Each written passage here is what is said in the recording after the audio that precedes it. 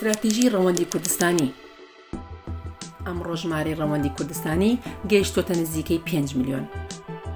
1.5 میلیۆن لە قەفقاز، ئاسیای ناوەڕاست و رووسیا دەژین. نزیک بە 3 میلیۆن لە ئەوروپا دەژین. 300,000 لە کەنەدا، ئەمریکا، نیوزیلەندا و ئوسترالیا دەژین. ئەمە ژمارەیەکی گەورەیە و هێزێکی گەورە پیشان دەدات.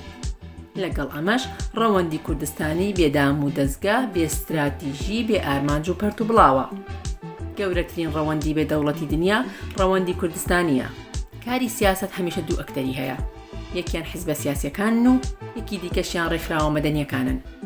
بە پێی هەموو پێوەر و ستانداردە سیاسیەکانی جیهانیش ڕەوەند و دیاسپۆرا لەلایەن ڕێکخراوە ناحکومی و ناحیزبیەکانەوە ڕێک دەخرێت.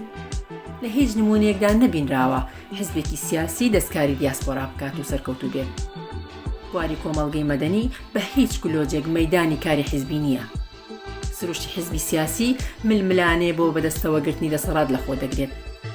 ئەگەر حیزبی سیاسی دەست بخاتە ناو کاری باری دیاسپۆراوە، ئەوە لەگەڵ خۆی ململانەی حیزبیەکانیش بۆ ناو دیاسپۆرا دەگوازێتەوە. بەمەش کۆمەڵگە پارچە پارچە دەبێت.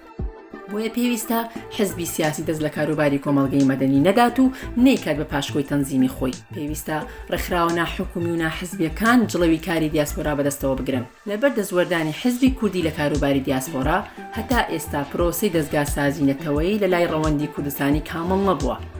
ئەمە لە کاتێکدا ئەگەر دیاسپۆرایەکی بەهێز هەبێ، خۆی دەبێتە تەواوکەری استراتیژی نەتەوەیی. ئەمڕۆ بۆ یەکەم جار لە مێژووی کورددا خەریکە ئەکتەری مەدەنی سەر هەڵدەدات و جڵەوی ڕەوەندی کوردستانی بەدەستەوە دەگرێت. زاوی جیهانی کورد سەری هەڵداوە و ڕۆژ بە ڕۆژ پەلوپۆی زیاتر دەهاوێت. شەپۆلێکی مەدەنی بەهێز بەڕێوەیە کە توانای هەیە وەرچەرخانی گەورە دەستەبەر بکات. پسپۆڕانیش دەڵێن کاتی ئەوە هاتووە چالاکانی مەدەنی جڵەوی دیاسپۆرای کوردستانی بەدەستەوە بگرن.